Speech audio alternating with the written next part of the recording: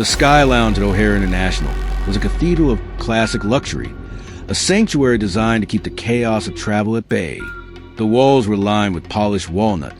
The floors were a seamless expanse of white marble, and massive crystal chandeliers hung from the vaulted ceilings, their light shimmering against the silver service trays and crystal decanters. Captain Sarah Vance sat in a corner wingback chair, her back to the main thoroughfare. She was dressed in a simple, high-quality black trench coat over a uniform, which was currently concealed. In her hand was a tablet where she was reviewing the flight path for Flight 882, a non-stop polar route to London. She was a study in quiet authority, her focus absolute, her presence calm. We want to take a quick moment to thank you for your support, love, and kindness. We wouldn't have come this far without you. Subscribing is one of the best ways you can help us. It's quick, free, and allows us to continue to bring you great content.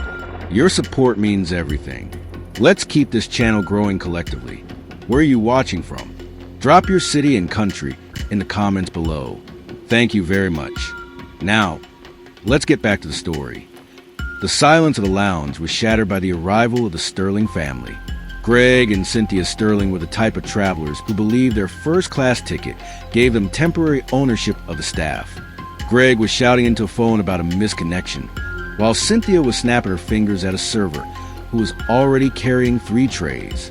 As Greg paced the marble floor, he tripped over the wheel of Sarah's small, professional flight bag.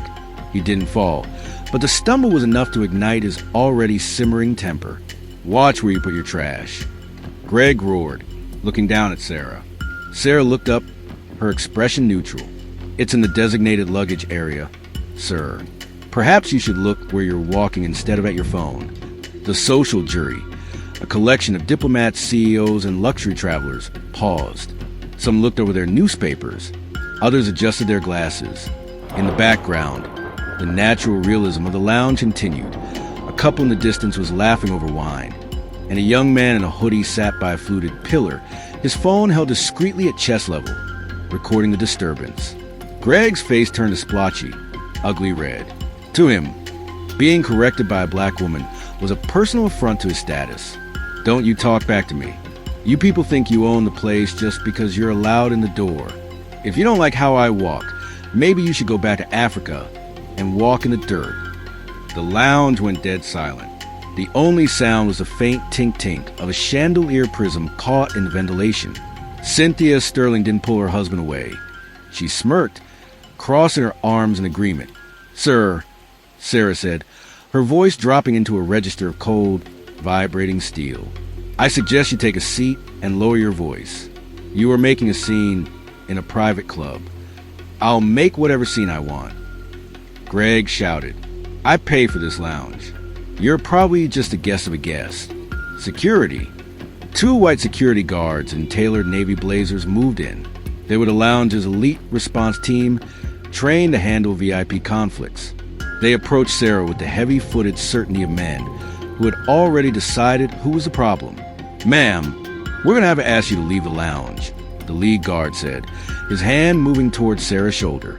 "Mr. Sterling is a Diamond Tier member. We can't have you harassing the guests." "I'm not harassing him," Sarah replied, standing up. She was nearly as tall as the guard, and her quiet authority was now a physical force. "I am defending my right to be in a space I have earned.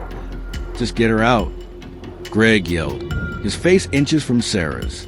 "Get this trash off my flight.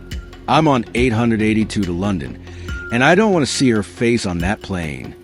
Sarah Vance didn't argue. She didn't shout. She simply reached into her trench coat and unbuttoned the first 2 buttons, revealing the gold 4-stripe epaulets of a senior command captain. The guards froze.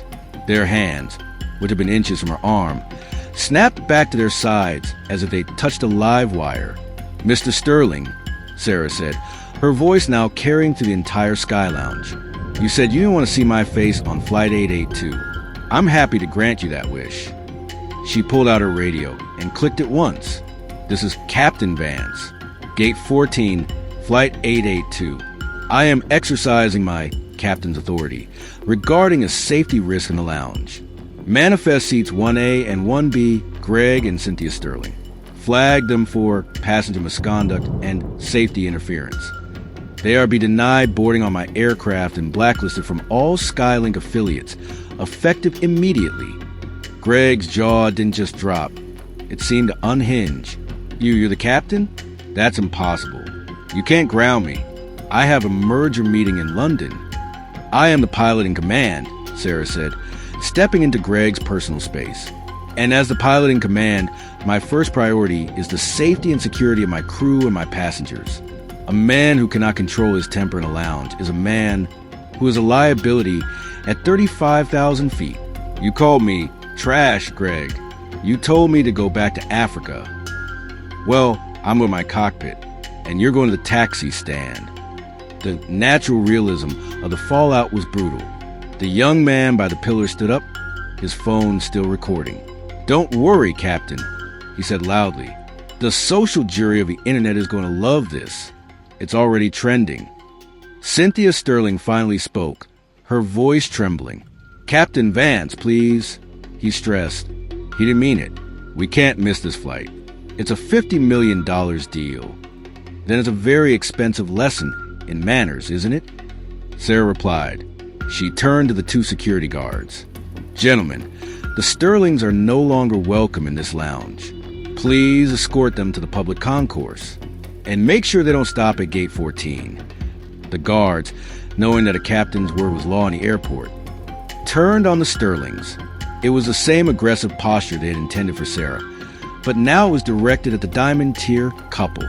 But our bags, our luggage is already on plane. Greg screamed as he was led toward the mahogany doors. Your bags will be offloaded and left on the tarmac, Sarah said, not looking back. Safety first, Mrs. Sterling. As the doors closed behind shouting couple, the lounge returned to its classic quiet. Sarah picked up her flight bag and checked her watch. Captain?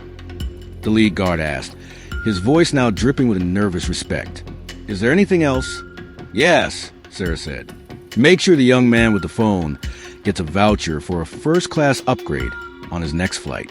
I like his eye for detail. Sarah walked out of the lounge, her trench coat open, her gold stripes catching the light of the massive crystal chandeliers. She walked to the terminal with the steady, unshakable gait of a woman who wasn't just going to her job. She was going to her throne. 10 minutes later, she was in the cockpit of the Boeing 787. As she felt the engines rumble to life, she looked out at the tarmac and saw two lone suitcases sitting by the gate. Flight 882, clear for takeoff. The tower crackled. Roger that, Sarah whispered, pushing the throttles forward. We're going to London, but Greg is going home.